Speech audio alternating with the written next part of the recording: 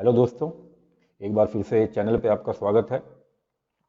हम लोग अपने टारगेट की तरफ धीरे धीरे बढ़ रहे हैं और मैं उम्मीद कर रहा हूँ कि आपने अपना टारगेट आईआईटी से नीचे नहीं माना होगा और मेडिकल के स्टूडेंट एमबीबीएस से नीचे सेटिस्फाइड नहीं होंगे, क्योंकि मेरे चैनल का एक सोल मोटो यही है कि जो स्टूडेंट कहीं से असिस्टेंट नहीं ले पा रहे हैं या फिर मेहनत कर रहे हैं, रूम पे स्टडी कर रहे हैं, लेकिन कोई हेल्प नहीं उनकी हो पा रही, या उनके पास पैसा नहीं है इतना, या फिर जहां वो पढ़ रहे हैं वहां से सेटिस्फाइड नहीं है। अगर ऐसी बात है तो मेरा चैनल आपके लिए आइडियल है। अगर आप स्टेप बाई स्टेप धीरे धीरे आगे बढ़ते रहे तो ये मेरी गारंटी है कि आपको एक दिन आईआईटी में सिलेक्शन मिलेगा, एमबीबीएस में सिलेक्शन मिलेगा, खासतौर से अच्छे कॉलेज में, बशर्ते आप चैनल को जैसे जैसे मैं बताता जाऊं, जैसे जैसे मैं समझाता जाऊं, तो बड़े ध्यान से देखते रहिए, समझते रहिए। ऐसे बहुत से कॉन्सेप्ट होंगे जो मैं आपको बताऊंगा जो अब तक आपने नहीं देखे होंगे। अब इस कड़ी में आगे बढ़ते हैं और मैं आपको बता दूं कि ये हमारा टेलीग्राम का लिंक है। वीडियो के बारे में इंफॉर्मेशन आपको वहां से भी मिल सकती है।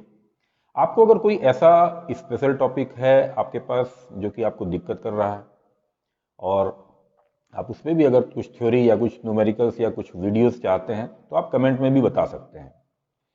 आपने कुछ कॉन्सेप्ट जाने जो कि मेरे लास्ट जो अपलोडेड वीडियो हैं इसमें आपको मिले। दोस्तों, आपने कॉन्सेप्ट बहुत पढ़ा, लेकिन मौके पर अगर आपसे सवाल नहीं हुए तो क्या मतलब है उसका? उसका कोई मतलब नहीं है।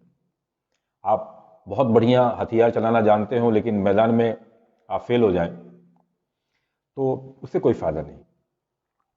इसलिए आप कॉन्सेप्ट सीखते हैं, उसके साथ न्यूमेरिकल से उसको समझना, प्रैक्टिस करना बेहद जरूरी है।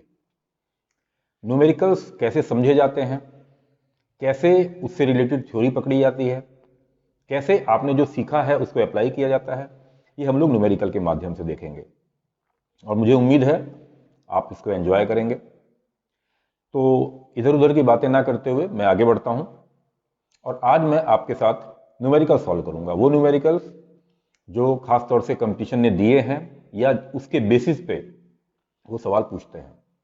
आप जब पेपर्स उठा के देखेंगे तो मोर और लेस हर सालों के सवाल जो होते हैं उसमें बहुत ज़्यादा अंतर नहीं होता है।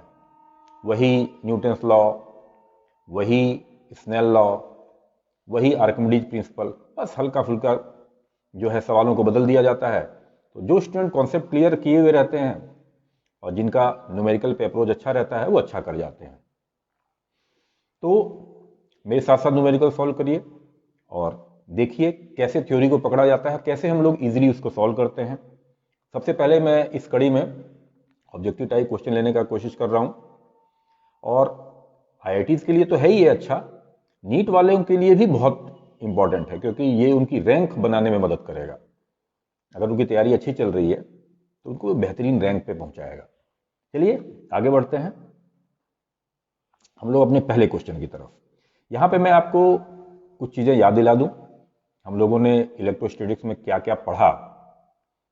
हम लोगों ने पोटेंशियल पढ़ा, इलेक्ट्रिक फील्ड पढ़ा, फार्मूले देखे और उन सबको आपको मैं उम्मीद कर रहा हूं कि याद हो गए होंगे। अगर नहीं याद हैं तो उसको याद रख लें।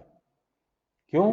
क्योंकि एन मौके पर जब सवाल करने की नौबत आएगी, जब सवाल करना पड़ेगा, तो अब अगर आप पलट के फार्मूला देखेंगे तो इसका मतलब आप गलती कर रहे हैं, इतना समय नहीं रहता है। आइए आगे बढ़ते हैं। अगर कोई फार्मूला मेंशन करना होगा तो मैं साइड में कर दूंगा। ये आपका क्वेश्चन 2004 में आया हुआ है आईआईटी में, 1 मार्क का क्वेश्चन है। क्वेश्चन है, consider the charge configuration and a spherical Gaussian surface as shown in figure. Charge configuration दिखाए हैं, गॉसियन सरफेस भी दिखा दिए हैं आपको। When calculating the flux of electric field over the spherical surface the electric field will be due to. बहुत बढ़िया सवाल है, बहुत अच्छा सवाल है। आप इसे टफ नहीं कह सकते लेकिन कॉन्सेप्चुअल कह सकते हैं। अब मैं आपसे कुछ सवाल पूछूंगा। आपने मेरे साथ साथ गॉस से infinite plane sheet, long wire, इन सब पे गॉसियन लॉ से इलेक्ट्रिक फील्ड कैलकुलेट किया था। आप यहां पर अगर एक इनफाइनाइट वायर ले लें, इनफाइनाइट वायर के पास अगर आप एक सिलेंडर लेके गॉसियन सरफेस मेंटेन करते हैं, तो इस पॉइंट पर इलेक्ट्रिक फील्ड बाहर की साइड आप लेते हैं, integration of E dot D F is equal to Q upon epsilon not, ये फार्मूला आप लगाते हैं गॉसियन में। इसमें ई क्या है, इस जगह पे जो ई है वो कहां से आई हुई है? क्या वो सिलेंडर के अंदर जो वायर है केवल वहां से आई है, या इनफाइनाइट टू इनफाइनाइट वायर है वहां से आई है? क्या अगर ये वायर इनफाइनाइट ना होता तो क्या इलेक्ट्रिक फील्ड वहीं उतना ही रहती? आंसर है नहीं, उतना नहीं रहती, बदल जाती। इसका मतलब ये जो इलेक्ट्रिक फील्ड है ये कहां से आया? ये पूरा इनफाइनाइट तक का कंट्रीब्यूशन है इसमें।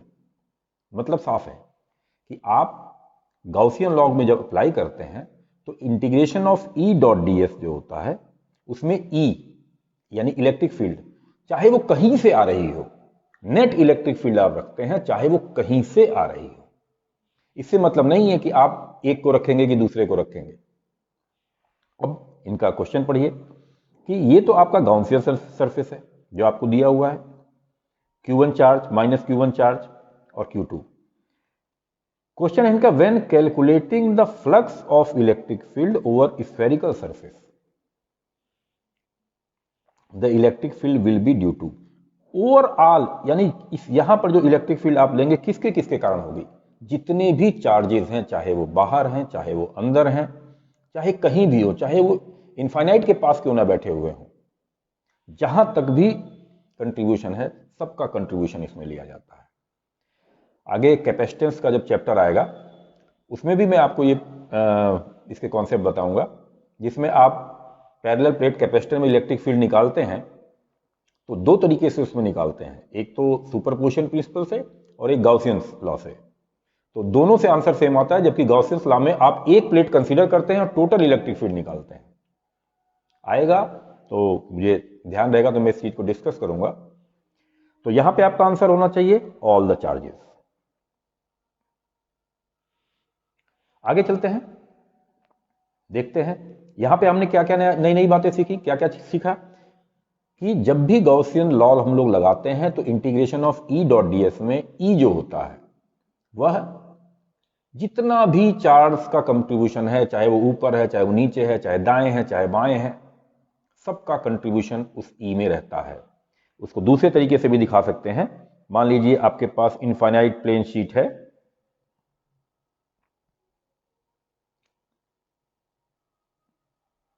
तो ये तो इनफाइनाइट तक जा रही है, इनफाइनाइट पे भी चार्ज बैठा हुआ है और यहां पे आप इलेक्ट्रिक फील्ड निकालना चाहते हैं इसके सामने और इंटीग्रेशन लगा रहे हैं, गॉसियन लॉ लगा रहे हैं, तो ई कहां से आया है? ये इलेक्ट्रिक फील्ड तो ओवरऑल जितना भी चार्ज डिस्ट्रीब्यूटेड है इनफाइनाइट तक उन सबका सुपरपोजिशन है ना। तो इसका मतलब हुआ कि हम लोग गॉसियन लॉ में जो इलेक्ट्रिक फील्ड निकालते हैं उसमें सब जगह का कंट्रीब्यूशन रहता है। हो सकता है वो पहली नज़र में आपको और लग रहा हो क्योंकि आपकी हैबिट है एक पॉइंट चार्ज को लेके उसका इलेक्ट्रिक फील्ड निकालना, तो आपको लगता है कि जैसे गॉसियन सरफेस के अंदर जो चार्ज रहे उसी को हम लोग लेते हैं। ऐसा नहीं है, चार्ज तो उसी के अंदर का लेते हैं लेकिन इलेक्ट्रिक फील्ड उसी का ही जरूरी नहीं हो, इलेक्ट्रिक फील्ड ओवरऑल होता है। आगे बढ़ते हैं, देखें ये क्वेश्चन है 89 आईआईटी का ही है, 2 नंबर का आया हुआ है। अ solid conducting sphere having a charge Q is surrounded by an uncharged concentric conducting hollow spherical shell. Let the potential difference between the surface of the solid sphere and that of outer surface of the hollow shell will be V. If the shell is now given a charge of minus Q, the new potential difference will be between the two surface.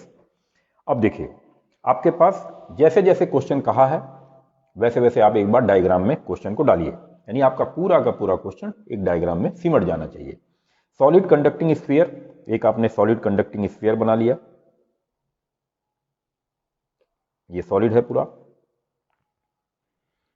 Q charge, इसके ऊपर Q charge दे दिया, ये एक solid conducting sphere है तो Q charge पूरे सब जगह फैल जाएगा, ये आपको अच्छी तरह से पता होना चाहिए। इसके बाद is surrounded by an uncharged concentric conducting hollow spherical shell. अब इसके बाद एक हॉलो स्फेरिकल शेल से ये घिरा हुआ है, घिरा हुआ। और potential difference between the surface of solid sphere and that of outer sphere of the hollow shell will be V, यानी जो अंदर बॉल है, बाहर जो शेल है, इन दोनों के बीच में पोटेंशियल डिफरेंस जो है वो v है। अब बाहर आपने -3q चार्ज दे दिया, -3q चार्ज आपने बाहर दे दिया। अब क्या होगा? मैं आपसे एक सवाल पूछता हूं, आपके और आपके फ्रेंड दोनों के जेब में जितना भी पैसा है उन दोनों का डिफरेंस मान लीजिए 10 रुपया है, और दोनों की जेब में कितना पैसा है हमें नहीं मालूम, लेकिन दोनों की जेब में जो पैसा है उसका डिफरेंस 10 रुपया है।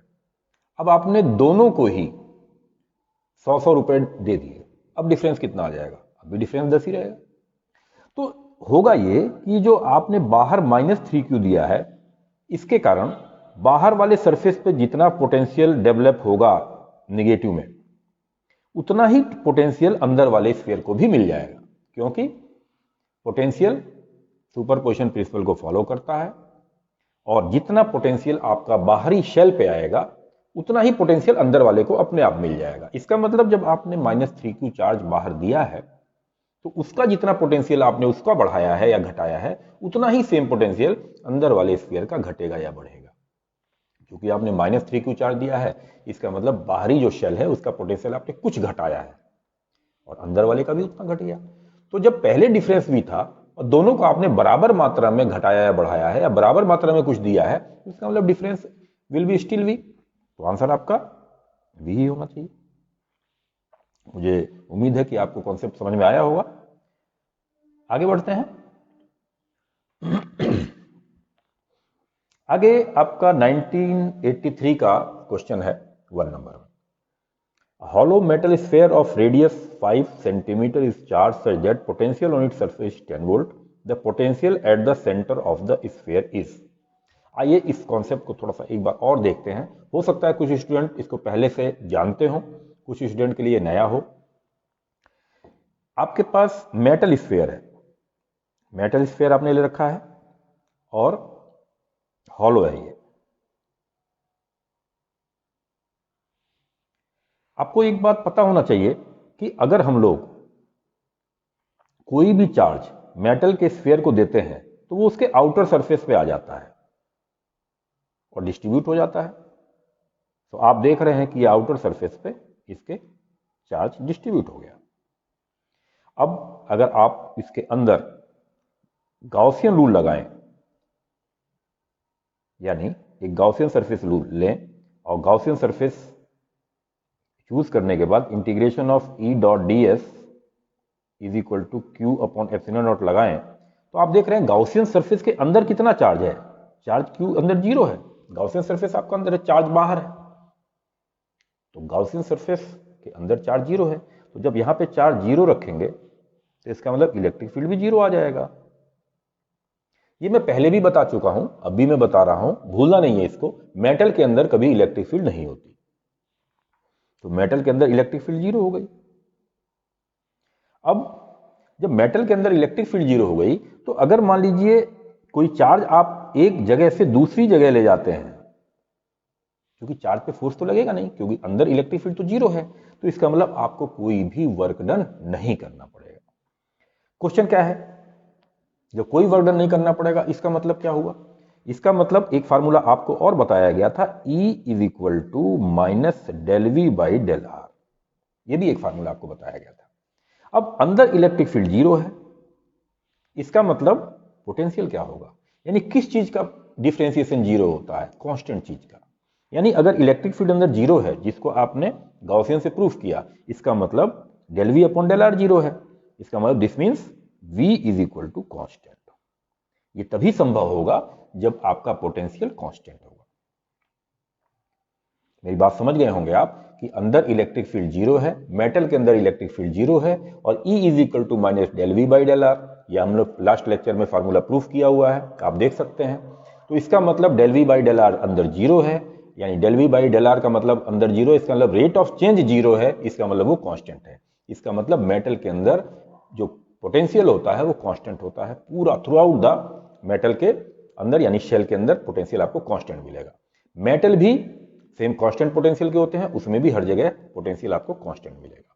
अब जब कांस्टेंट पोटेंशियल है तो जो पोटेंशियल आपके सरफेस पे होगा वही हर जगह होगा। यानी अगर सरफेस का पोटेंशियल आपने 10 वोल्ट लिया है तो इसका मतलब यहाँ का पोटेंशियल भी 10 वोल्ट होगा, यहाँ का भी पोटेंशियल 10 वोल्ट होगा, सेंटर पे भी 10 वोल्ट होगा, हर जगह आपको 10 वोल्ट मिलेगा। यही इसका कॉन्सेप्ट है। फिर से मैं बता दूं, अगर कोई आपके पास मेटल शेल है उसके अंदर कभी भी इलेक्ट्रिक फील्ड जीरो ही होगी, वो जीरो से अलग नहीं हो सकती, नंबर वन। और अगर इलेक्ट्रिक फील्ड जीरो है इसका मतलब rate of change of potential zero है, इसका मतलब पोटेंशियल वहां पे कांस्टेंट है। तो आप दो पॉइंट इसमें हमेशा याद रखेंगे, बड़े काम की चीज है इलेक्ट्रोस्टैटिक्स में, कि मेटल हमेशा इक्वी पोटेंशियल सरफेस होते हैं और मेटल के अंदर कभी भी इलेक्ट्रिक फील्ड नहीं होती। चलिए तो दोस्तों इसके आगे हम लोग चलते हैं, क्योंकि समय आपका भी बहुत कीमती है, मैं इधर उधर की बातें ना करके इसलिए आपको सीधे क्वेश्चन पे, सीधे कॉन्सेप्ट पे लेके जा रहा हूं, और इससे आपका जो भी कॉन्सेप्ट आप पढ़े हैं उस कॉन्सेप्ट को मजबूत करने में बहुत फायदा मिलेगा। आगे चलते हैं। मेंस 19 का क्वेश्चन है, 2019, यानी ज्यादा पुराना क्वेश्चन नहीं है, 12 अप्रैल फर्स्ट मीटिंग का क्वेश्चन है ये। Shown in the figure shell of made of a conductor. फिर कंडक्टर की बात आ गई, फिर शेल की बात आ गई। देखिए अब बार बार क्वेश्चन आपके पास शेल के आ रहे हैं, बार बार कंपटीशन इसी को रिपीट कर रहा है, कभी किस तरीके से पूछ रहा है, कभी किस तरीके से पूछ रहा है। It has a inner radius a and outer radius b. ठीक है, इनर रेडियस हम लोग ए बना लेते हैं एंड आउटर रेडियस बी बना लेते हैं। And carry the charge Q eight it centre. सबसे बड़ी बात है कि इसके सेंटर पर आपने क्यू चार्ज दे रखा है, ये क्यू चार्ज सेंटर पर बैठा हुआ है, और प्लस एक डाइपोल भी है।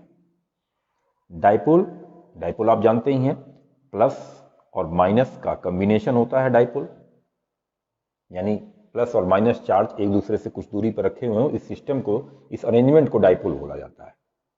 डाइपोल मैं याद दिला दूं आपको, एक अरेंजमेंट है, इसका डाइपोल मोमेंट होता है, dipole moment P is equal to Q into distance, और ये वेक्टर क्वांटिटी है, और इसकी डायरेक्शन होती है प्लस माइनस टू प्लस, ये डायरेक्शन होती है इसकी।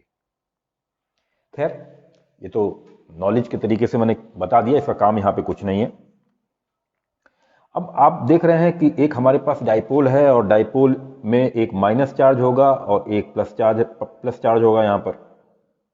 ये मैंने यहाँ पर माइनस चार्ज लिया है और एक यहाँ पे प्लस चार्ज लिया है, और माइनस से प्लस की तरफ मेरा डाइपोल जा रहा है।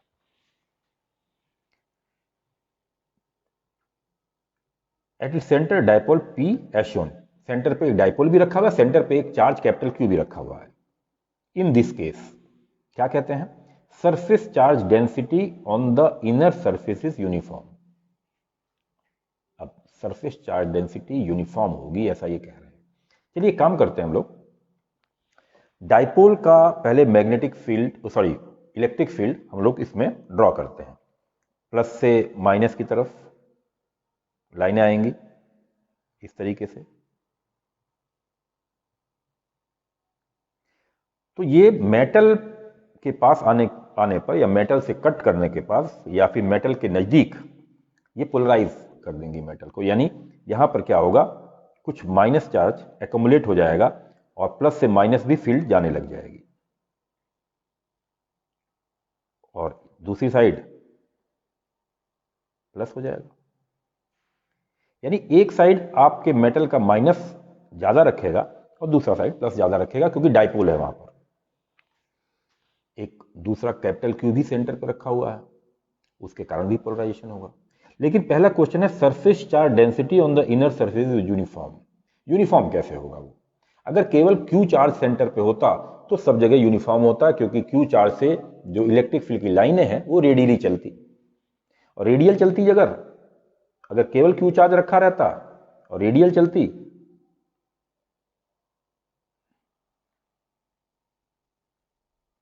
तो इसके इनर सरफेस पे उतना ही माइनस चार्ज सब जगह बराबरी से आ जाता। तब आप कह सकते थे कि इनर सरफेस पर जो चार्ज डेंसिटी है वो यूनिफॉर्म रहेगी। लेकिन चूंकि डाइपोल रखा हुआ है, डाइपोल चूंकि जो फील्ड है वो यूनिफॉर्म तो छोड़ेगा नहीं, उसकी फील्ड उसको नॉन यूनिफॉर्म कर देगी, इसलिए पहला ऑप्शन आपका गलत हो गया। दूसरे ऑप्शन पे विचार कर लेते हैं। Electric field outside the shell is same that of the point charge at the centre of the shell. बाहर आपको इलेक्ट्रिक फील्ड देखनी है, तो सबसे पहले आप गॉसियन साहब को याद करिए। ये आपने गॉसियन सरफेस खींच लिया, और यहां पर मान लीजिए इलेक्ट्रिक फील्ड है। ध्यान रखिए, ये इलेक्ट्रिक फील्ड जितने भी चार्ज वहां पे अवेलेबल हैं, जितना भी पोलराइजेशन के कारण, जैसे भी कारण, इस सब के कारण टोटल जो इलेक्ट्रिक फील्ड है उसकी बात हो रही है, जैसा कि भी मैंने पिछले सवाल में बताया। अब आप क्वेश्चन क्या करेंगे, integration of E dot D S is equal to Q enclosed upon epsilon naught. अब ई आपको निकालना है, D S 4 pi R square, Q एक तो कैपिटल क्यू रखा जाएगा क्योंकि जो सेंटर पे चार्ज रखा हुआ है उसकी वैल्यू कैपिटल क्यू है, और प्लस डाइपोल है, और डाइपोल में एक माइनस क्यू चार्ज होता है और एक प्लस क्यू चार्ज होता है अपॉन एप्सिलॉन नॉट। ये चार्ज कैंसिल हो गया। अब आप देखेंगे E is equal to 1/4 pi epsilon naught Q by R square आ गया। यानी मेटल जो शेल है उसके बाहर इलेक्ट्रिक फील्ड ठीक वैसी ही होगी जैसे कि कैपिटल क्यू चार्ज सेंटर पे रखा हुआ हो। ये इनकी बात सही है, तो हमारा बी ऑप्शन करेक्ट हो गया। आगे भी देखते हैं, क्योंकि आईआईटी वाले मोर देन वन क्वेश्चन भी देते हैं, मोर देन वन ऑप्शन वाले सवाल भी देते हैं। Surface charge density on the outer surface depend on P. Outer surface पे, आउटर सरफेस पे कोई मतलब नहीं है। क्यों? क्योंकि आउटर सरफेस पे अब अगर आप यहां पर देखेंगे तो अंदर वाले सरफेस पर पोलराइजेशन के कारण कैपिटल क्यू चार्ज आएगा, और ठीक उतना ही कैपिटल क्यू चार्ज बाहर वाले सरफेस पे आ जाएगा, लेकिन बाहर वाले सरफेस पर वो होमोजीनियसली डेवलप होगा।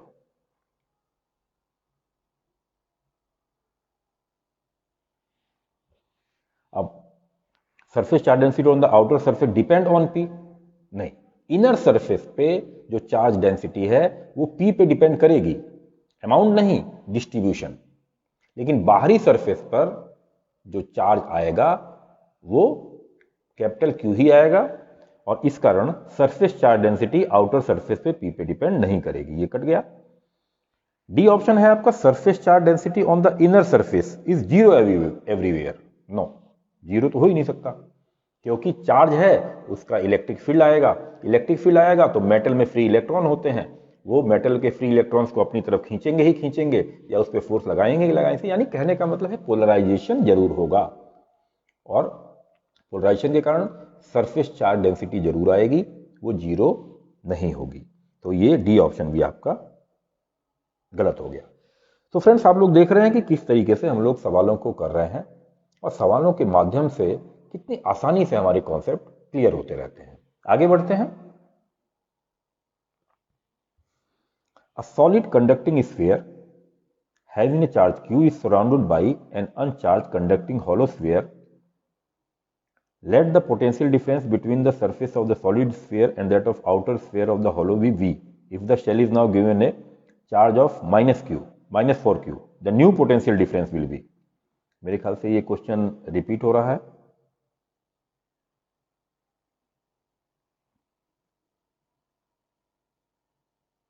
नहीं, यहां देखिए, यहां पे -3q दिया गया था, 89 का क्वेश्चन था। ठीक सेम क्वेश्चन जो है वो आपका 19 में यानी लेटेस्ट रिपीट हुआ है। तो जिस स्टूडेंट ने पेपर लगाया होगा, फर्स्ट ईयर के क्वेश्चन किए होंगे, उसको फायदा इसका मिला होगा।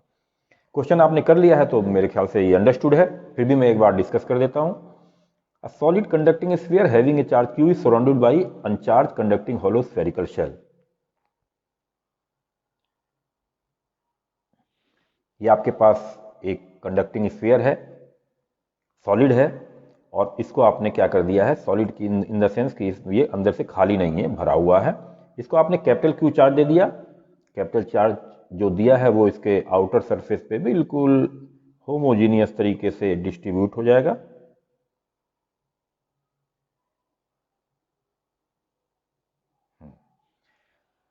लेट द पोटेंशियल डिफरेंस, हाँ इसके बाद एक हॉलो कंडक्टिंग स्फेरिकल शेल भी है, जिसके अंदर ये रखा है, ये हॉलो एक स्फेरिकल शेल भी है जिसके अंदर ये रखा हुआ है। अब क्या होता है, इन दोनों के बीच में पोटेंशियल डिफरेंस भी है। -4q चार्ज आपने दे दिया बाहर वाले को, इसका मतलब आपने बाहर वाले का पोटेंशियल लो कर दिया, ठीक है, कोई दिक्कत नहीं है। लेकिन क्योंकि जितना पोटेंशियल शेल के सरफेस पे होता है उतना ही पोटेंशियल अंदर सब जगह होता है। अभी लास्ट आर्टिकल में या इसके पहले जो क्वेश्चन हम लोगों ने किया उसमें यही खास तौर से देखा था कि शेल के अंदर हर जगह पोटेंशियल सेम रहता है जितना कि उसके सरफेस पे रहता है। इसका मतलब, और दूसरी बात, पोटेंशियल सुपरपोजिशन प्रिंसिपल को फॉलो करेंगे। तो आपने अगर -q बाहर चार्ज दिया है, इसका मतलब कुछ उसका पोटेंशियल होगा, वो अंदर सब जगह होगा, तो अंदर वाले शेल को भी ठीक उतना ही पोटेंशियल मिल जाएगा जितना कि आपने बाहर वाले शेल को दिया है। और अल्टीमेटली दोनों का डिफरेंस क्या होगा, सेम रहेगा। जैसा कि मैंने बताया, आपके और आपके फ्रेंड के पास जितने भी पैसे हैं नहीं मालूम, लेकिन दोनों का डिफरेंस 10 रुपया है, और आपने दोनों को ही 1,000 रुपया और दे दिया, तो अब डिफरेंस कितना होगा, अब डिफरेंस 10 ही रहेगा। तो इस तरीके से इसमें आपको बहुत ज़्यादा सोचने की जरूरत नहीं है, जितना आप शेल को पोटेंशियल देंगे उतना अंदर उसके हर एक पॉइंट को मिलेगा। तो आपने -4q से जितना भी पोटेंशियल उसको दिया है, हमें कैलकुलेट करने की जरूरत नहीं है, जितना भी पोटेंशियल उसको दिया है अंदर जो मेटल शेल रखा है उसको भी उतना पोटेंशियल मिल गया है। तो डिफरेंस पहले जैसा ही रहेगा। आगे बढ़ें। हाँ, ये जो हम लोगों ने कॉन्सेप्ट अभी सीखा है कि जो शेल है, शेल के अंदर जो पोटेंशियल है वो कांस्टेंट रहता है, उसका ग्राफ दिया हुआ है। The given graph shows variation with distance r from the center of electric field of a uniformly charged spherical shell. Spherical shell, अगर आपके पास स्फेरिकल शेल, इन्होंने मेटल या नॉन मेटल की चर्चा नहीं की है, फिर भी हम लोग इसको मान के चलते हैं कि ये यूनिफॉर्मली डिस्ट्रीब्यूटेड है। तो यूनिफॉर्मली चार्ज आपने एक शेल कंसीडर किया,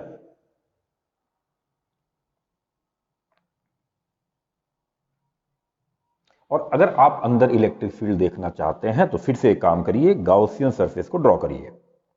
गाउसियन सरफेस अंदर आपका आ गया। अब चूंकि इस गाउसियन सरफेस के अंदर चार्ज नहीं है, चार्ज तो बाहर है, इसका मतलब integration of E dot ds में Q अपॉन एप्सिलॉन नॉट में Q को 0 रख दिया जाएगा। इस कारण से E भी आपका 0 हो जाएगा, और E 0 होने का मतलब del V upon del R 0 होगा, यानी V आपका कांस्टेंट रहेगा। ये मैं तेज इसलिए बता रहा हूं क्योंकि अभी मैं लास्ट क्वेश्चन में बता चुका हूं। इसका मतलब शेल है तो पोटेंशियल कांस्टेंट रहेगा, यानी ये आपका पोटेंशियल कांस्टेंट दिखा रहा है। उसके बाद ये भी आपने देखा है कि ये ऐसे आगे इलेक्ट्रिक फील्ड को या पोटेंशियल को अप्लाई करेगा जैसे कि सारा का सारा चार्ज सेंटर पे रखा हुआ हो।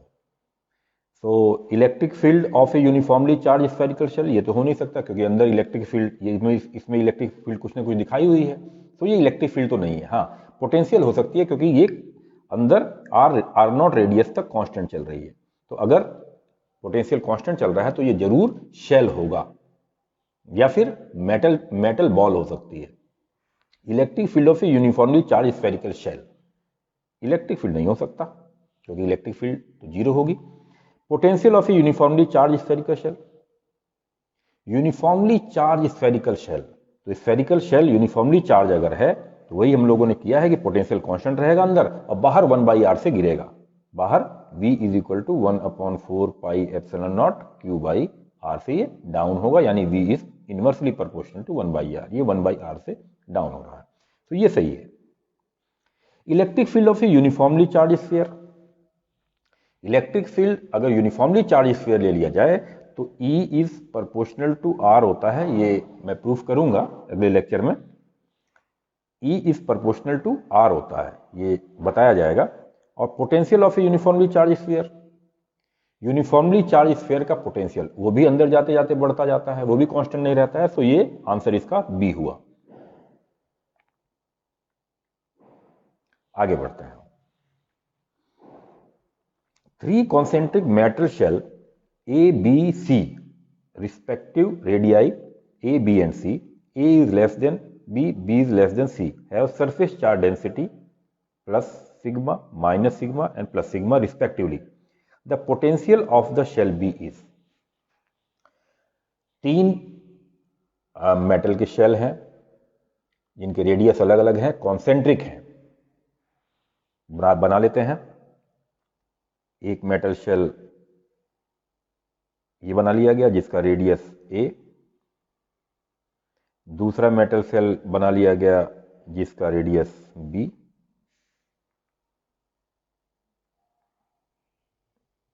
इसका रेडियस B, और तीसरा बना लिया गया जिसका रेडियस C।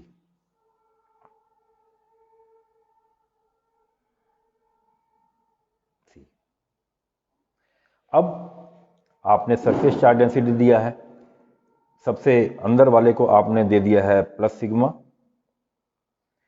बीच वाले में यानी कि बी जिसका रेडियस है उसको आपने दिया है माइनस सिग्मा, और तीसरा जो बाहर वाला है उसको दिया है आपने प्लस सिग्मा। ये charge, the potential of shell B, ये आपका ए था, ये आपका बी था, ये आपका सी था। पोटेंशियल का क्या फार्मूला है? V is equal to 1/4 pi epsilon naught Q by R। ये किसी भी मेटल के शेल का पोटेंशियल बताता है, यानी उसके पोटेंशियल का फार्मूला है, जहां Q उसके ऊपर जो चार्ज है उसका अमाउंट है।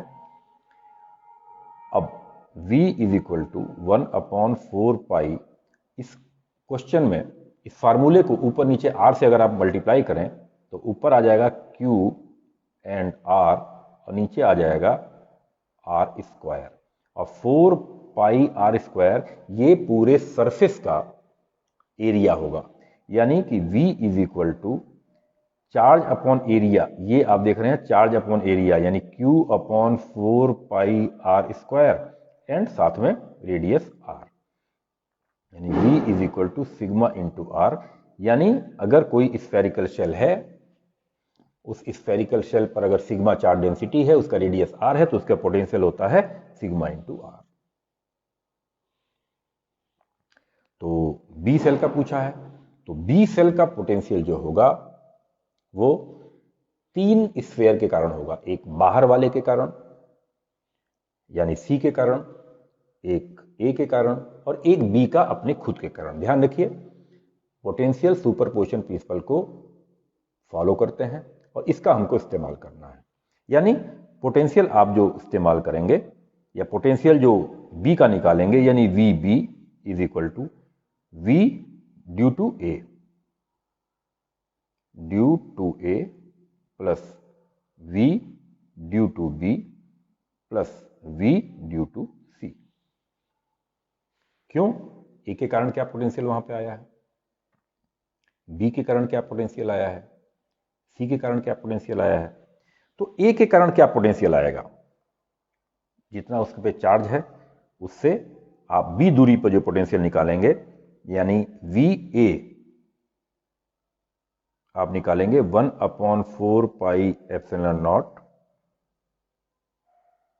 क्यू, यानी ए पर कितना चार्ज है वो है सिग्मा इंटू 4 पाई ए स्क्वायर अपॉन बी जितनी डिस्टेंस पे आपको पोटेंशियल चाहिए, क्योंकि आपको पता है कि मेटल के शेल के बाहर जब पोटेंशियल निकाला जाता है तो वह इस तरीके से निकाला जाता है जैसे कि सारा चार्ज पॉइंट बन के सेंटर पे बैठा हुआ हो। तो आपने ऊपर चार्ज की वैल्यू रख दी और नीचे रेडियस रख दिया, और रेडियस रखा जाएगा b का। तो ये बराबर आ जाएगा आपका sigma a² by epsilon not b। ये v a यानी a शेल यानी छोटा वाला जो शेल है उसके कारण b यानी जो बीच वाला स्फीयर है वहां पर क्या पोटेंशियल होगा इसकी वैल्यू बता रहा है। vb आप निकाल सकते हैं, vb उसका तो फार्मूला आपके पास है, क्योंकि b पोटेंशियल निगेटिव है इसलिए वो आ जाएगा आपका minus sigma into radius of b। और इसी तरीके से vc निकालेंगे, वो आपका आ जाएगा c के कारण अंदर पोटेंशियल जितना सरफेस पर पोटेंशियल होगा उतना ही पोटेंशियल अंदर सबको मिलेगा। क्यों? क्योंकि किसी भी शेल का जो पोटेंशियल है वो जितना सरफेस पे रहता है उतना अंदर सब जगह सेम रहता है। तो जो बाहर वाला सबसे बड़ा वाला शेल है उसका जो पोटेंशियल होगा, जो सरफेस पे पोटेंशियल होगा, वही अंदर वाले बी को भी मिलेगा। यानी सी के कारण पोटेंशियल हो जाएगा प्लस सिग्मा इंटू सी। अब टोटल आप तीनों वैल्यूज इसमें रख सकते हैं। यहां पे आप 4 पाई से 4 पाई कैंसिल कर दीजिए ऊपर, और आपके पास आ जाएगा total Vb is equal to sigma a² upon b minus sigma b plus sigma c। अब इसमें सिग्मा अपॉन एप्सिलॉन नॉट, यहां पर एप्सिलॉन नॉट और रहेगा,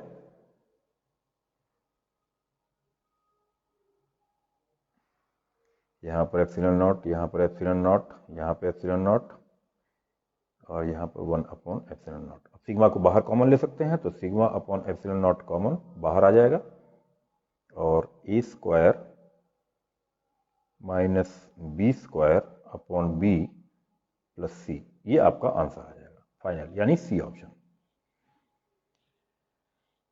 हाँ, तो इस तरीके से देखिए हम लोग वही कॉन्सेप्ट शेल के, वही गाउस लॉ, वही इलेक्ट्रिक फील्ड, वही पोटेंशियल, किस तरीके से बार बार रिपीट हो रहे हैं क्वेश्चन, किस तरीके से वही कॉन्सेप्ट घुमा के दूसरे तरीके से आ जा रहे हैं। लेकिन अगर आपका कॉन्सेप्ट क्लियर है तो आपको आंसर देने में कोई दिक्कत नहीं है।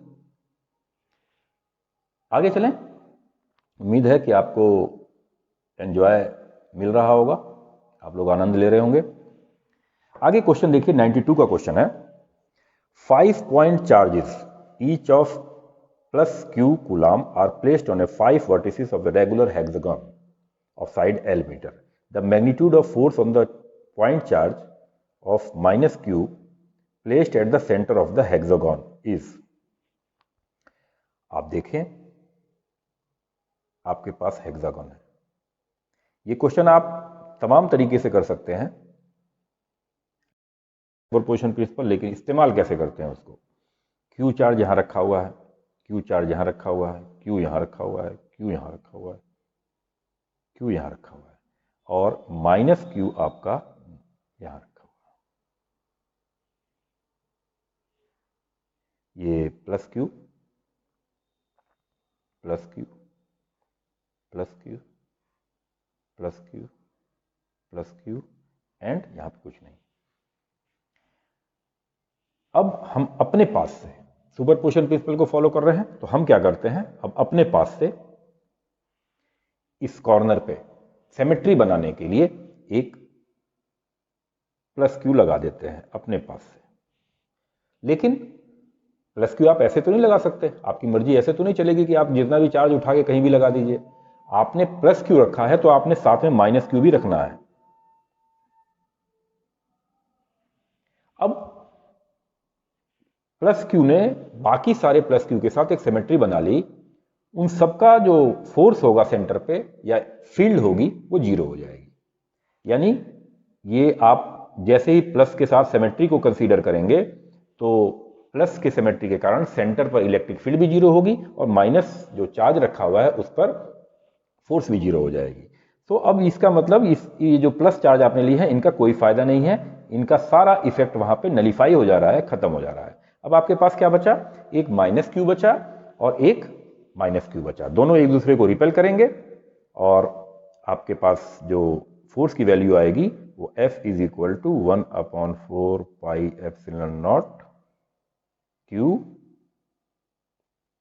Q upon L square. ये सुपरपोजिशन प्रिंसिपल को यूज करने का बहुत बढ़िया एग्जाम्पल है कि आप सुपरपोजिशन प्रिंसिपल को कितनी स्मार्ट तरीके से यूज कर सकते हैं। तो आंसर आपके सामने है, आगे बढ़ते हैं। Two metal balls having equal positive charge q coulomb on each are suspended by two insulating string of equal length from a hook fixed to a stand. The whole setup is taken in a satellite into space where there is no gravity. The angle between the string is this much and tension in each string is this much Newton. 1986 का सवाल है। जब आप satellite में है, gravity नहीं है, तो इसका मतलब एक पॉइंट से आपने दो चार्जेस को लटकाया है, Q और Q। ये L लेंथ है, ये दोनों एक दूसरे को रिपेल करेंगे और चूंकि ग्रेविटी है नहीं तो वहां पर केवल और केवल इलेक्ट्रोस्टैटिक फोर्स प्रिवेल करेगा और धीरे धीरे ये क्या हो जाएगा, फोर्स लगने के कारण ये सीधे हो जाएंगे, यानी एक चार्ज ऐसे हो जाएगा और एक चार्ज ऐसे हो जाएगा। दोनों एक दूसरे से 2L की डिस्टेंस पे आ जाएंगे और एंगल उनके बीच का पाई बन जाएगा। तो एक आंसर आपका होना चाहिए pi. And the tension in each string is, दोनों एक दूसरे को रिपेल भी करेंगे और अगर टेंशन T है तो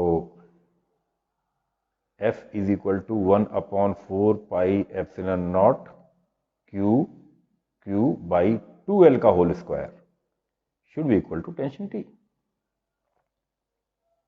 यानी आपका tension 1/4 pi epsilon naught Q upon 2L का होल स्क्वायर, क्योंकि धागे की लंबाई L है और जब वो फ्लैट हो जाएंगे, सीधे हो जाएंगे, तो दोनों के बीच की डिस्टेंस 2L हो जाएगी। तो आप देख रहे हैं कितने, मतलब वही क्वेश्चन कूलॉम्स लॉ, वही इलेक्ट्रिक फील्ड, वही सब कुछ, बस थोड़ा सा बदल रहे हैं, भाषाओं को बदल रहे हैं, तरीके को बदल रहे हैं, लेकिन क्या हो रहा है, अल्टीमेटली आप उसी का यूज कर रहे हैं। आगे चलते हैं। A dipole P is equal to minus P naught into x kept at the origin. The potential and electric field due to this dipole on y axis at a distance of d are respectively take v is equal to 0 at infinity. ये अभी आपका ज़्यादा पुराना सवाल नहीं है, 2-3 साल पुराना सवाल है। मई मेंस में 2019 12 अप्रैल फर्स्ट शिफ्ट का सवाल है। डाइपोल मैं आपको बताऊं फिर से, जो लोग थ्योरी नहीं पढ़ पाए हैं और क्वेश्चन के माध्यम से ही सीखते हैं उनके लिए आइडियल एग्जांपल है। P is equal to minus P naught into X. Dipole जो होता है एक माइनस और प्लस चार्ज का एक अरेंजमेंट होता है। डाइपोल मोमेंट P की डायरेक्शन माइनस से प्लस की तरफ होती है, ये आपको ध्यान रखना है। तो ओरिजिन आप बनाएं और वहां पर P is equal to minus P naught into X, यानी एक डाइपोल है जिसका मैग्नीट्यूड तो पी नॉट है लेकिन डायरेक्शन उसकी माइनस एक्स की तरफ है, यानी एक आपने यहां पर डाइपोल रख दिया, ये ऐसे, माइनस चार्ज यहां, प्लस चार्ज यहां। अब इलेक्ट्रिक फील्ड और पोटेंशियल कहां पूछा गया है, Y axis at a distance D. आप लास्ट लेक्चर में मैंने आपको डाइपोल का इलेक्ट्रिक फील्ड कैसे खींचना है वो बताया था, तो मैं इसको कोई मैथमेटिकली नहीं करना चाह रहा हूं क्योंकि कोई ज़रूरत नहीं है मैथमेटिकली करने की। हम लोग जितना पढ़े हैं उससे हम कैसे जवाब दे पाते हैं वो हमको देखना है। प्लस चार्ज यहां रखा है, माइनस यहां रखा है, तो इलेक्ट्रिक फील्ड इस तरीके से प्लस से माइनस जाएंगी, इस तरीके से प्लस से माइनस जाएंगी, इस तरीके से प्लस से शुरू होके माइनस में एंड करेंगी, इस तरीके से यहाँ पे भी ऐसे ही होगा, प्लस से निकल के माइनस की तरफ जाएंगे। अब यहाँ पे आपका प्लस चार्ज रखा हुआ है, यहाँ पे आपका माइनस चार्ज रखा हुआ है वाई एक्सिस पर जितना प्लस के कारण पोटेंशियल होगा उतना ही माइनस के कारण पोटेंशियल होगा। जितना प्लस के कारण पोटेंशियल उतना ही माइनस के कारण पोटेंशियल। क्यों? क्योंकि सेम डिस्टेंस पे हैं, बस एक अंतर इतना है, एक आप ले रहे हैं प्लस चार्ज के कारण, एक माइनस चार्ज के कारण। तो जितना प्लस पोटेंशियल वहां पर क्रिएट करेगा, ठीक उतना ही पोटेंशियल नेगेटिव क्वांटिटी में या नेगेटिव साइन में माइनस वाला क्रिएट कर देगा। तो पोटेंशियल तो जीरो होना चाहिए। तो अब जीरो ऑप्शन आपको या तो सी में मिलता है और या तो आपको बी में मिलता है, यानी ए और डी ऑप्शन आपके ऐसे ही अल्टीमेटली गलत हो जाते हैं। आगे, electric field due to this dipole on Y axis. अब वाई एक्सिस पे आपको इलेक्ट्रिक फील्ड देखना है, तो आप देख रहे हैं कि इलेक्ट्रिक फील्ड जो वाई एक्सिस पे चल रहा है हमारा, वो ऐसे चल रहा है, ये डायरेक्शन ले रहा है, यानी डायरेक्शन वहां एक्स की तरफ होनी चाहिए। यानी इलेक्ट्रिक फील्ड में आपको जो डायरेक्शन मिलना चाहिए वो एक्स की डायरेक्शन में मिलना चाहिए, और डायपोल आपका माइनस एक्स की साइड में है। तो इसका मतलब अगर आप इसको चूज करते हैं, पी को चूज करते हैं इलेक्ट्रिक फील्ड के लिए, तो इसका मतलब माइनस एक्स डायरेक्शन हो जाएगी। इसका मतलब माइनस पी चूज करते हैं, इसका मतलब प्लस एक्स डायरेक्शन हो जाएगी। फिर से मैं बता दूं, वाई एक्स पर इलेक्ट्रिक फील्ड की आपको डायरेक्शन केवल ड्रॉ करने से मिल गई है, और उस डायरेक्शन से ही आपको चूज कर लेना है कि कौन सा ऑप्शन करेक्ट है। आप फिर से मैं बता दूं कि आप वाई एक्सिस पे देख रहे हैं, डायरेक्शन मेरी किस साइड है? एक्स की तरफ है। और जरा इसमें इलेक्ट्रिक फील्ड की डायरेक्शन देखिए, माइनस पी। पी किसकी तरफ है? पी तो आपका माइनस एक्स की तरफ है, तो माइनस पी किसकी तरफ होगा? प्लस एक्स की तरफ। इसका मतलब ये ऑप्शन आपका करेक्ट है, ये ऑप्शन इनकरेक्ट है। तो बहुत से सवाल तो आपको लॉजिक से सॉल्व हो जाते हैं कि आप जितनी चीजें पढ़े हुए हैं, जितनी चीजें जानते हैं, उसको आप अप्लाई कर दें, आपको सॉल्व करने की जरूरत ही नहीं है। आगे एक और क्वेश्चन डायपोल का, ये आपका मेंस 2019 का क्वेश्चन है, 12 जनवरी फर्स्ट शिफ्ट में। Determine the electric dipole moment of the system of 3 charges placed on the vertices of A equilateral triangle. एक इक्विलेटरल ट्राइंगल है आपका ये, जैसा कि मैंने आपको बताया कि डायपोल एक माइनस और प्लस चार्ज का अरेंजमेंट होता है, और डायरेक्शन हमेशा माइनस से प्लस की तरफ होती है। ये दो चीजें आपको माइंड में रखनी है। अब चार्ज क्या रखा हुआ है? एक प्लस, एक यहां पे प्लस, यहां पे माइनस क्यू और यहां पे माइनस क्यू। तो आप देखेंगे कि ये माइनस क्यू और ये प्लस क्यू, ये एक डायपोल बन गया, ये एक डायपोल बन गया जिसकी डायरेक्शन होगी माइनस से प्लस की तरफ, ये। और ये एक अलग डायपोल बन गया जिसकी डायरेक्शन माइनस प्लस होगी। यानी इन्होंने जो अरेंजमेंट दिया है, ये अरेंजमेंट हमारा दो डायपोल के बराबर है। आप दोनों को देख रहे हैं। अब डायपोल मोमेंट एक वेक्टर क्वांटिटी है, ये भी आपको पता है। वेक्टर क्वांटिटी होने के कारण इनका नेट रिजल्टेंट जो होगा वो आप पैरेललोग्राम रूल से डिसाइड करेंगे। पैरेललोग्राम से वेक्टर एडिशन करेंगे तो रिजल्टेंट किधर आएगा? रिजल्टेंट आपका ये आएगा। यानी अल्टीमेटली आपके नेट जो डायपोल है उसकी डायरेक्शन होगी डाउनवर्ड। डाउनवर्ड का मतलब क्या हो गया? माइनस जे की डायरेक्शन। अब आप देख लीजिए माइनस जे किस में है? इसमें तो ये तो नहीं है माइनस जे, ये नहीं है माइनस जे, ये जे है और ये आपका माइनस जे है। तो बिना किसी लाग लपेट के, बिना किसी जो है मेहनत के, आप केवल लॉजिक से किस तरीके से सवाल कर लेते हैं, ये आपको मैं बताना चाहता हूं। एक आप कॉन्सेप्ट को क्लियर करते हैं, उसके बेसिस पे कई सवाल सॉल्व होने शुरू हो जाते हैं।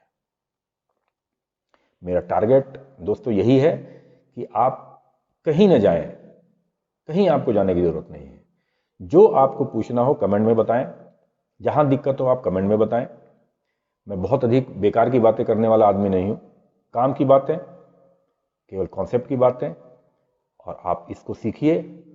और मेरी गारंटी है, अगर आप ये कह देते हैं कि, अगर आप हमको लिख के दे देते हैं कि ये आपने जो कुछ पढ़ाया हमें पता है, तो हम भी आपको लिख के दे देंगे कि आपका सिलेक्शन श्योर है। तो फ्रेंड्स आगे बढ़ते हैं।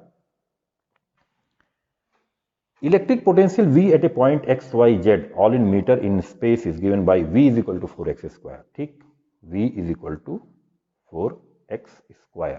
The electric field at a point x is equal to 1, y is equal to 0 and z is equal to 2 metre is. आपको बता चुका हूं E is equal to minus del V by del R, ये आपको पता है। और अगर ये हमें x y z में इस्तेमाल करना हो तो आपको ये लिखना पड़ेगा कि E is equal to minus del V upon del x into I minus del V by del y into J minus del V by del z into K. अगर आपको तीनों कोऑर्डिनेट दिए गए हैं तो ठीक है, कोई दिक्कत नहीं है। E हमको निकालना है, is equal to minus del 4x² upon del x into I minus del V upon del y, del V upon del y, ये 4x² अपॉन डेल y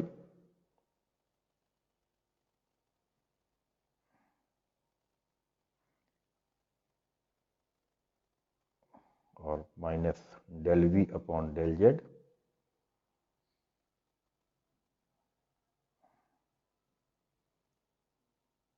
अब आपको देखना है कि इसमें ये तो y के रिस्पेक्ट में लेना है, यहाँ पे y के रिस्पेक्ट में। y के रिस्पेक्ट में का मतलब हो गया x² को ये कांस्टेंट कंसीडर करेगा तो ये चीज 0 हो गई। यहाँ पे z को वेरिएबल मानना है, x और y को कांस्टेंट मानना है, तो इसलिए 4x² का z के रिस्पेक्ट में ये भी 0 हो गया।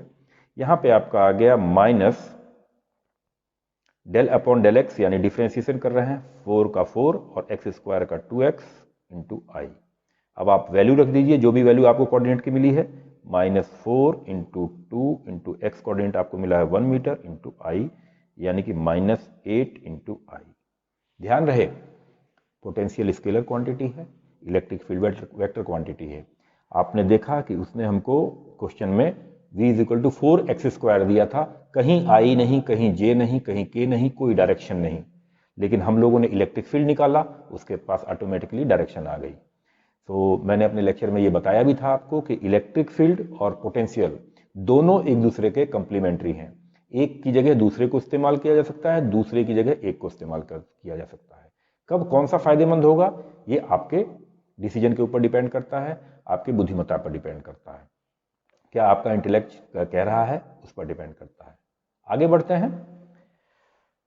बहुत अच्छा क्वेश्चन है, बहुत स्मार्ट क्वेश्चन है, 1989 में 2 नंबर का आया हुआ क्वेश्चन है ये।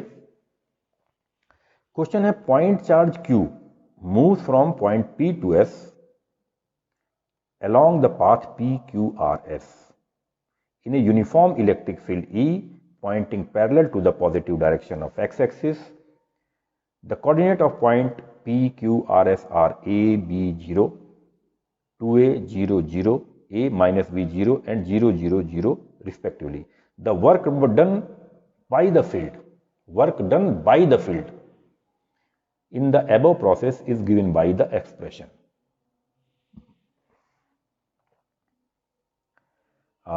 सबसे पहले तो मैं आपको ये बताऊं कि जो वर्क डन है इलेक्ट्रिक फील्ड में, ग्रेविटेशनल फील्ड में, ये पाथ पे डिपेंड नहीं करता। आपको कह रहे हैं कि आप PQRS इस रास्ते आए हैं और S तक पहुंचे हैं, P से चले हैं आप, S तक पहुंचे हैं और आपको वर्क डन निकालना है। किसके कारण वर्क डन निकालना है? वर्क डन निकालना है आपको work done by the field के कारण वर्क डन। अब देखिए, जब आप चार्ज को यहां पर रखेंगे, Q चार्ज को, तो Q चार्ज पर तुरंत फोर्स लगने लग जाएगी, क्या? F लगने लग जाएगी उस समय, Q इंटू E, ये फोर्स लगने लग जाएगी। अब आपको किस रास्ते आना है? P से Q जाना है, Q से R जाना है, R से S जाना है। और जब आपको पता है कि वर्क डन रास्ते पर डिपेंड करता ही नहीं है, तो हम क्यों ना अपने मतलब से बढ़िया रास्ता चुन लें। हमने क्या कर दिया, हमने रास्ता इसमें जो है वो ये चूज कर लिया, क्योंकि हमें क्या करना है, P से चलना है और एस तक जाना है। हमने रास्ता अपना चूज कर लिया, ये देखिए ये रास्ता चूज कर लिया। अब पी पॉइंट के कोऑर्डिनेट क्या थे? पी पॉइंट के कोऑर्डिनेट थे आपके ए बी जीरो, यानी यहां पर आपका एक्स ए था, वाई बी था और जेड जीरो था। यहां से इसका मतलब ये डिस्टेंस पी से नीचे तक जो डिस्टेंस है, ये डिस्टेंस जो होगी वो आपकी बी है। तो इसका मतलब आप इस पार्टिकल पर फोर्स आपका लग रहा है क्यू ई, और डिस्प्लेसमेंट आपने किया है ये, और डिस्प्लेसमेंट बी करते हुए आप इस पॉइंट तक पहुंचे हैं, जिसको मैं 1 नंबर दे दे रहा हूं। आप 1 नंबर पॉइंट तक पहुंचे हैं। ये वर्क डन कितना होगा आपको पता है, फोर्स और डिस्प्लेसमेंट में 90 का एंगल बन रहा है, इसलिए वर्क डन 0। उसके बाद आप आए हैं 1 पॉइंट से एस पॉइंट पर, यानी 1 से लेके आप चले हैं कहां, एस पॉइंट तक। कितना डिस्प्लेसमेंट हुआ, ए के बराबर, यानी डिस्प्लेसमेंट आपका हुआ ये ए के बराबर। फोर्स आपकी लग रही थी Q इंटू ई। वर्क डन क्या होगा, फोर्स डिस्प्लेसमेंट कॉस थीटा, यानी फोर्स है आपका क्यू ई, डिस्प्लेसमेंट है आपका ए, कॉस थीटा, दोनों के बीच का एंगल कितना हो जाएगा 180, 180, यानी कि माइनस क्यू ई ए। तो इलेक्ट्रिक फील्ड ने कितना वर्क किया है इसमें, आपका आंसर आ जाएगा माइनस क्यू ई ए। तो फ्रेंड, इसमें हमारा कौन सा कॉन्सेप्ट काम आया? अगर हम ये ना जानते होते कि इलेक्ट्रिक फील्ड जो होती है वो एक कंजर्वेटिव फोर्स होती है, या इलेक्ट्रिक फील्ड में जो फोर्स लगती है वो कंजर्वेटिव नेचर की होती है, यानी कि वो रास्ते पे डिपेंड नहीं करती, और हम इस कॉन्सेप्ट को ना यूज करते तो हम लोग 3 इंटीग्रेशन करना पड़ता, और 3 इंटीग्रेशन करने में हमारी कहीं ना कहीं गलती हो जाती। इस क्वेश्चन में उसने बहुत स्मार्ट तरीके से इस कॉन्सेप्ट को यूज करवाया है कि एक पॉइंट से दूसरे पॉइंट पे जाने में यदि आप इलेक्ट्रिक फील्ड में जाते हैं तो आपका वर्क डन रास्ते पर डिपेंड नहीं करता, बल्कि इनिशियल एंड फाइनल पॉइंट पे डिपेंड करता है। ये आप अच्छी तरह से जान लें। और अगर आपको ये अनुभव होता पहले से, अगर ये चीज जानते कि ग्रेविटी के अंतर्गत भी अगर कोई आप वर्क डन करते हैं तो वो रास्ते पर डिपेंड नहीं करता है, केवल इनिशियल और फाइनल स्टेज पर डिपेंड करता है। तो अगर मान लीजिए आपने कोई वजन उठा रखा है, उस पर फोर्स लग रहा है mg, और आप हाइट चल रहे हैं h, तो आपने कितना काम किया, mg एंड h, और यहां पर क्या है, यहां पे वही काम करना है। यहां पे फोर्स की जगह mg नहीं लग रहा है, q ही लग रहा है, और डिस्टेंस जो चल रहा है यानी उसके अपोजिट वो a डिस्टेंस चल रहा है। तो उसके आधार पे भी आप इसको आसानी से कर सकते थे, लेकिन फिलहाल हम चूंकि इलेक्ट्रोस्टैटिक्स पढ़ रहे हैं, इसलिए इलेक्ट्रोस्टैटिक्स के कॉन्सेप्ट से ही करना ठीक रहेगा। तो इस तरह से आपने देखा कि work done by the electric field. हाँ, अगर ये कहता कि आप अगर ये काम करते तो आपको कितना वर्क डन करना पड़ता, तब आंसर आप निशान पलट देते, यानी प्लस क्यू ई आंसर आता। आप वैसे भी देखें, अगर चार्ज को आप पकड़ लें तो आपको एस पॉइंट तक जाने में मेहनत करनी पड़ेगी, यानी आपको वर्क करना पड़ेगा, आपको पसीना बहाना पड़ेगा, आपके द्वारा वर्क डन पॉजिटिव होगा। तो या तो आप अपना वर्क डन निकाल लीजिए, और अपना निकालने के बाद इलेक्ट्रिक फील्ड का वर्क डन निकालने के लिए उसको निगेटिव कर लीजिए, या फिर इलेक्ट्रिक फील्ड का निकाल लीजिए और आपका पूछा जाए तो उसको निगेटिव कर दीजिए। तो आपने देखा कितनी आसानी से ये क्वेश्चन सॉल्व हो गया। कॉन्सेप्ट क्या था कि इलेक्ट्रिक फील्ड में या इलेक्ट्रोस्टैटिक फील्ड में जो भी फोर्स लगती है वो कंजर्वेटिव नेचर की होती है, और कंजर्वेटिव फोर्स उसको कहते हैं जिसमें वर्क डन रास्ते पर डिपेंड नहीं करता, इनिशियल और फाइनल स्टेज पर डिपेंड करता है। कोई भी रास्ता आप चूज करिए, इसके पी से एस में जाने के, यानी पी से एस में जाने के तमाम रास्ते हो सकते हैं, क्योंकि वर्क डन तो रास्ते पर डिपेंड करेगा नहीं, किसी भी रास्ते से जाइए। तो हमको जो स्मार्ट रास्ता लगा, छोटा रास्ता लगा, आसान रास्ता लगा, हम उससे चले गए। तो फ्रेंड्स, इसमें भी आपके लिए बहुत अच्छा कॉन्सेप्ट था। आगे बढ़ें। ये क्वेश्चन 84 में 2 नंबर में आया हुआ सवाल है। Figure shows line of constant potential in a region in which an electric field is present.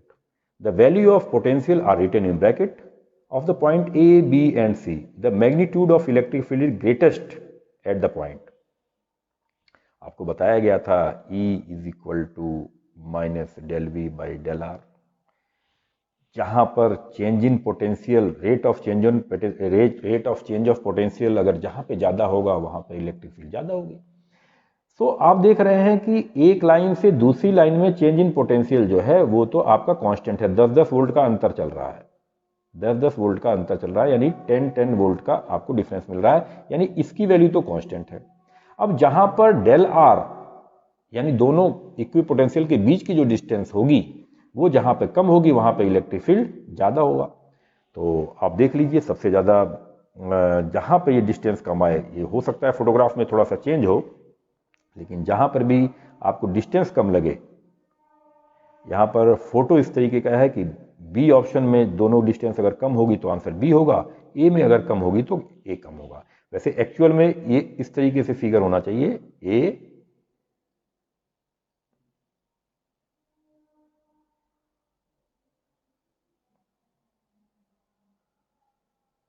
ये पॉइंट आपका ए है, अगर ये पॉइंट अगर बी है तो आंसर ए होगा। जहां पे ये डिस्टेंस कम होगी वही आप आंसर चूज कर लेंगे। अब वो फोटो के ऊपर डिपेंड करता है। ये फोटो इस तरीके से लग रही है कि क्लियर नहीं है कि बी कम है या ए कम है, मोस्ट प्रोबेबली हो सकता है ए कम हो, तो आप आंसर ए दे देंगे, और बी कम होगा, जैसा फोटोग्राफ में आपको मिलेगा वैसा ही आपको आंसर देना। आगे बढ़ें।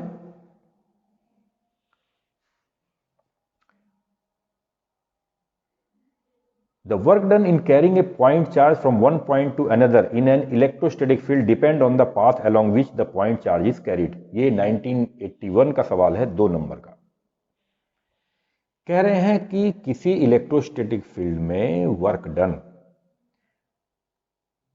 In carrying a point charge, एक पॉइंट चार्ज को एक जगह से दूसरी जगह ले जाने में जो वर्क डन होता है वो रास्ते पर डिपेंड करता है। अभी तो हमने लेटेस्ट सीखा है कि इलेक्ट्रोस्टैटिक फील्ड में अगर एक पॉइंट से हम दूसरी जगह जाते हैं तो हमारे कारण या किसी भी कारण से जो भी वर्क डन होता है वो रास्ते पर डिपेंड नहीं करता, क्योंकि फील्ड और फोर्स कंजर्वेटिव नेचर के होते हैं, ग्रेविटेशनल भी, इलेक्ट्रोस्टैटिक फील्ड भी। तो ये जो कह रहे हैं डिपेंड ऑन द पाथ, ये फॉल्स स्टेटमेंट है, तो इसका आंसर फॉल्स होना चाहिए। मुझे लगता है कि इस क्वेश्चन में ट्रू और फॉल्स बताने वाला क्वेश्चन था। तो फ्रेंड्स, इस तरीके से हम लोग देखते हैं कि हम लोग जो कॉन्सेप्ट सीखे हैं उसका कितना स्मार्ट तरीके से हम लोग यूज कर सकते हैं, और ये आपको मेंस में सिलेक्शन, नीट में सिलेक्शन बड़े आसानी से दिला सकते हैं अगर आप उसको इस तरीके से सीखते हैं जिस तरीके से मैं बताते हुए चल रहा हूँ। हम लोग और भी क्वेश्चन करेंगे और भी कॉन्सेप्ट लेंगे, धीरे धीरे करके। मैं जितने भी IITs में, जितने भी नीट्स में आए हुए सवाल हैं, मैं सब सॉल्व करूंगा। आप बस, आपका काम केवल इतना है, वीडियो देखिए, समझिए, जो चीज नहीं आती है कमेंट में बता दीजिए। कमेंट में अगर आप बता देते हैं तो मेरे लिए आसानी होगी, मैं फिर से उसका वीडियो आपको अपलोड कर दूंगा। तो खुश रहिए, मस्त रहिए, तैयारी करते रहिए, और आपके साथ मैं भी हूँ, ईश्वर भी हैं। आपको सफलता जरूर मिलेगी। धन्यवाद।